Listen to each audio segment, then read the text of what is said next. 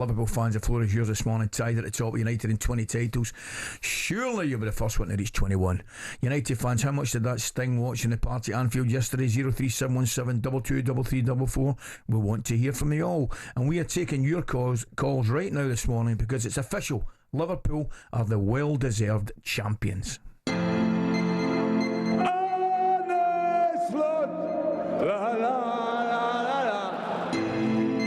In this league, everyone gets better every season. And the title challenge for Liverpool starts all over again. Manchester United 0, Liverpool 3, and it's the man who just loves the goal at Old Trafford, Mo Salah. They are epitomising this control of Arne Slot. Mo Salah means that Liverpool will go 7 points clear at the top of the Premier League. He has been outstanding. I mean, 243 goals with 394 appearances for Liverpool is, honestly, it's mind-blowing. Another win for Liverpool, 10 games to go, and a 13-point gap to Arsenal. Win number 100 against Everton. The journey I've had so far in my career, to be able to extend it with another 2 years, is amazing. Jota couldn't turn in the rebound, but Trent Alexander-Arnold does. He rips off his shirt in celebration. The full-time whistle has just gone, and the Liverpool coaching staff and players are streaming onto the field, because the Premier League title is coming back to Anfield after a 5-year absence. Yep, well, we've known it for a while, haven't we? Let's be quite frank about it, but Liverpool are now officially champions, and Arne Slot's first season in charge. Even sweeter for the Reds fans. It was the first time that they were actually in the stadium to celebrate winning the Premier League. There were no fans in attendance, obviously, in 2020 for the victory there due to COVID. One man who's been there for both titles is a favourite of mine, I've got to say, no point in lying to you, Andy Robertson, and he was asked to compare the feeling of yesterday to 5 years ago. Yeah, it means the world. It means everything to us.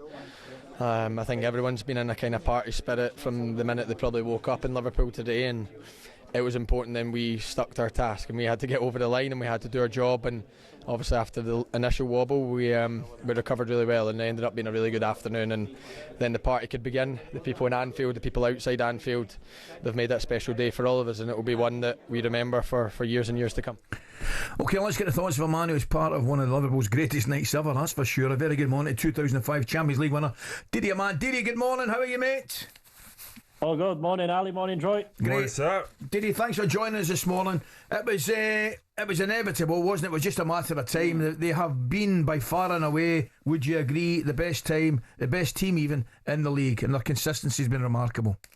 No, 100%. They've been absolutely outstanding this season. What Slot has done in his first season, I think about 5-6 weeks ago, there was a bit of a wobble. It was down to 7-8 points, and you thought if they drop another couple, Arsenal game is still to come. But the way they recovered, I think showed what a great team they are, because whenever they had a setback, they came back even stronger, and outstanding achievement. Yeah, Didier, I want to get your take on the midfield, because last year that was considered an area of weakness. Arne Slot has come in, and now that midfield has looked completely different. What have been the tweaks and the subtle changes that you've seen as someone who played in that position? Well, Klopp bought quite a few players in his last season, and I think it did improve. But what we must not forget is that there was no player coming in last summer. Mm-hmm. It was only Chiesa late in the transfer window, and what he did was, I think he rejuvenated Gravenberch and Curtis Jones, because they've been regulars for most of the season. I think Gravenberch been absolutely outstanding, and probably contender for player of the season at Liverpool. Players who haven't played that much last season, I think he brought him into the team, and they were like new signings. Curtis Jones the same. He was a bit par player. I think he played more games than he ever did this season. And the big difference, I'd say, was Gravenberch and McAllister in the middle of the pack. They've been brilliant. Did he tell me? I mean, you could perhaps, there'd be an argument for to make about one of Manchester City's problems not strengthening their squad and their team when they were in a position of strength, when they were winning leagues. You could make that argument. What do you say? Where do you see Liverpool in the market this summer? Do you see them going and strengthening? For example, Troy and I were talking. Do they need another centre back? Do they need a proper out and out centre forward? What do you think, mate? Well, first of all, I think we have to stress, I'm not sure whether anyone won the league without signing the player the summer before. It's one for the stat house. But I doubt it's ever been done before, and I think it makes his achievement even greater. If you look at Liverpool, if they keep their team together, obviously in Salah and Van Dijk, they keep two of their most important players. I'm still not sure what happened with Alexander-Arnold. He's probably most likely to go. You've got Conor Bradley there, so maybe you need a fullback who can cover at centre-back. I think the position they probably look for is a centre-forward, because Núñez, as willing as he is, as hard-working as he is, he simply doesn't put enough chances away. And this is probably the only position where I would be looking at. Yeah, just on that with Núñez, he had that chance, didn't he, towards the end of the game where he came on and the whole place, and I think everyone on Sky wanted him to score. And then he tries to square it to Salah and then overhits the pass. They are linked with Alexander Isak. How highly do you rate him, and what do you think it's going to cost to get him out of Newcastle? Well, it'd be probably close to three figures, if not more. He's probably the best centre-forward. The other one they were talking about is Liam Delap from Ipswich. Isak was in Dortmund actually when he was 17, 18. It was probably a bit too early for his career.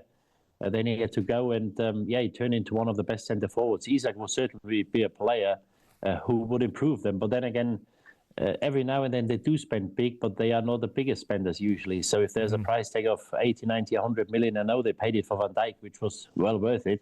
I'm not too sure whether this is what they want to do. Didi, it looks like it's just a matter of time. A comfortable, I think it was 3-0 for Munich at the weekend, the home victory. Just a matter of time before Harry Kane and Bayern Munich lift the Bundesliga title, yeah?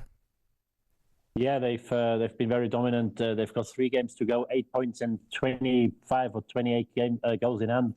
But Harry Kane got his 5th yellow card, so he'll be missing the game next week, which is a bit tragic. He won't be able to play next week in Leipzig.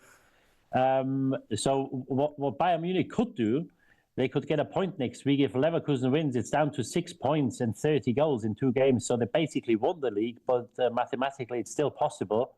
If anything goes to plan, there's a chance that Harry Kane will celebrate his first title in a shirt, suit and tie, possibly. I never knew that, mate. I cannot believe it. Yeah, it was for foul play first, which I didn't think it was a foul, and then he got hold of the ball and didn't give it. The referee was very quick to show the yellow card. He probably didn't know it was his 5th. He was very disappointed, and understandably though. I can imagine. Didi, listen, I can't let you go. I was at Wembley yesterday for City versus Forest. I thought City totally dominated the first half, and then obviously Forest come back into it, hit the post certainly 2 or 3 times.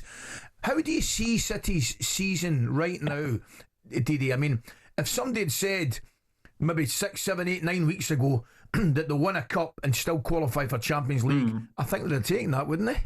Yeah, 100%. It looked like for a long time it looked like they won't qualify. England will have 5 places this season, so 5th will be enough. I think they probably will finish 5th.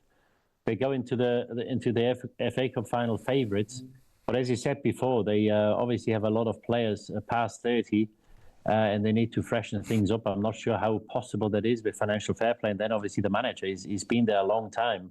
I'm not sure how much longer he will be going on, so it's all a bit fragile at the moment. But as you say, if they finish with the FA Cup and in the top 5, you can look back at a decent season from where they were. Brilliant, Didi. Thanks again, mate. Thanks for taking the time to join us this morning. Have a great week, pal. Cheers, guys, and you. Bye-bye. talkSPORT Breakfast, waking you up Monday to Friday morning from 6 a.m. on AM, on DAB, via the talkSPORT app and on your smart speaker. talkSPORT.